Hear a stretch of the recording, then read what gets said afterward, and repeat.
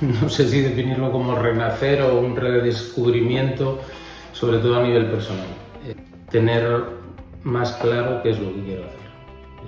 O sea, creo que sin eso no hubiese llegado a esta parte donde estoy ahora. Ha habido un cambio positivo y yo creo que sobre todo me ha enseñado a valorarlo a mí mismo, que para mí era muy importante.